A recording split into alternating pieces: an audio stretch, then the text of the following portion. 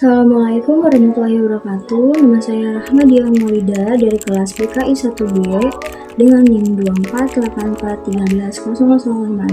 Di sini saya akan menjelaskan tentang tiga argumentasi keberadaan Tuhan, yaitu yang pertama argumentasi teleologis, yang kedua argumentasi moral, dan yang ketiga yaitu argumentasi kalam atau kosmologis.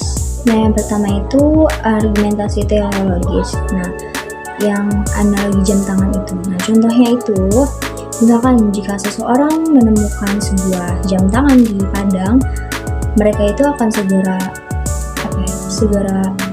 menyadari gitu bahwa jam tersebut itu tidak mungkin muncul secara kebetulan. Pasti ada penyebabnya kenapa jam tangan itu muncul di padang. Nah, jam tangan itu kan memiliki komponen yang kompleks dan teratur yang dirancang untuk menunjukkan waktu dengan akurat.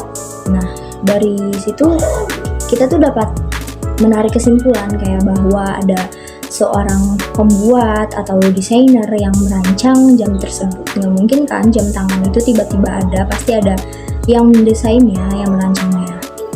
Nah, demikian pula argumentasi teologis itu menyatakan bahwa alam semesta itu menunjukkan tanda-tanda desain yang kompleks dan teratur seperti hukum-hukum fisika, terus keseimbangan ekosistem dan struktur biologis.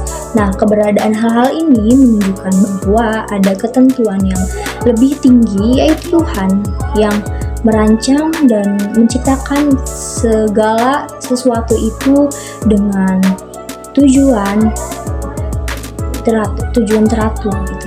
Nah, dengan demikian itu baik jam tangan maupun alam semesta itu menunjukkan bukti desain yang menyertakan keberadaan seorang pencipta gitu.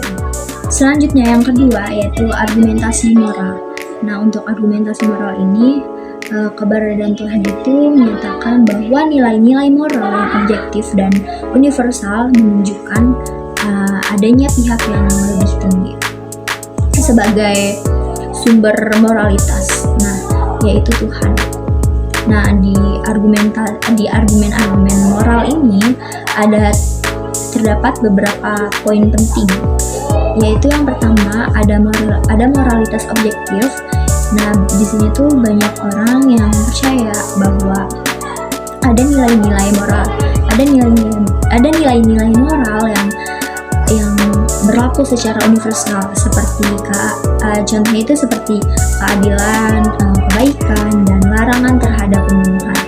Nah, jika moralitas itu bersifat objektif, maka harus ada sumber di luar manusia yang memberikan dasar itu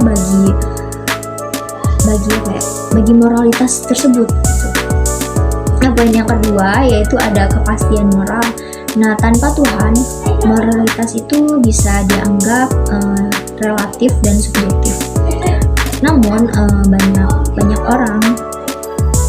orang merasakan adanya kewajiban moral yang tidak tergantung pada budaya atau pilihan pribadi.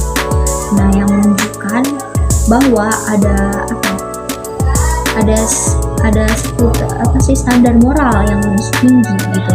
Nah, yang ketiga itu ada motivasi untuk berbuat baik, yaitu keyakinan akan Tuhan memberikan motivasi dan makna untuk bertindak baik. Dalam banyak tradisi pun ada ajaran bahwa tindakan moral itu akan mendatangkan ganjaran dari Tuhan, sehingga orang itu merasa lebih tertolong untuk bertindak dengan baik.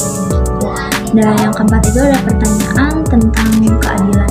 Nah, jika Tuhan itu tidak ada, bagaimana keadilan itu bisa terjamin? Nah, dalam pandangan teistik itu, Tuhan itu adalah sumber keadilan yang menjamin bahwa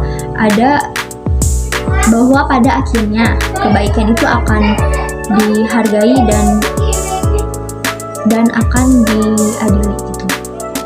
Dengan demikian, argumentasi moral itu berpendapat bahwa keberadaan nilai-nilai moral yang objektif dan akan sumber keadilan dan moralitas itu mengungkapkan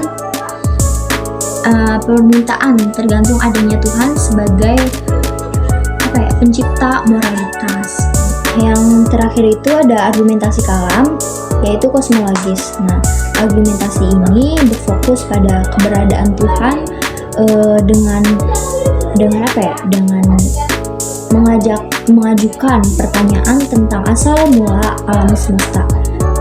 Nah, di sini juga ada argumentasi ini juga ada beberapa poin penting, yaitu yang pertama itu segala sesuatu yang ada memerlukan penyebab. Nah, argumentasi ini memulai dengan prinsip bahwa segala sesuatu pasti ada penyebabnya kan.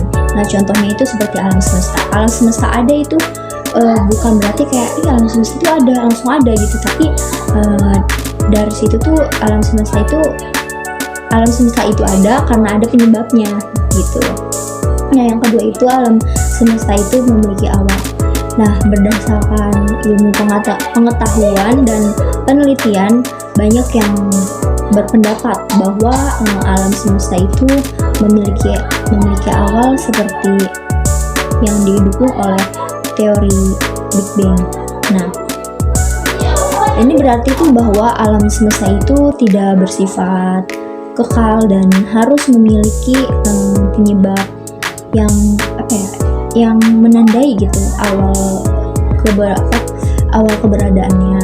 Nah, yang ketiga itu ada penyebab yang tidak terbatas. Nah, jika alam semesta itu menemukan penyebab, maka penyebab tersebut itu harus berada di luar alam semesta itu. Terus di bawah alam semesta itu sendiri gitu. Nah, ini merangkum pada konsep Tuhan sebagai penyebab yang tidak terbatas. Jadi tidak tergantung dan tidak diciptakan kayak gitu. Nah, poin 4 itu ada karakteristik penyebabnya, yaitu Tuhan itu harus bersifat sangat kuat dan memiliki kehendak untuk menciptakan karena ia membawa sesuatu dari ketiadaan ke dalam kenyataan kayak gitu.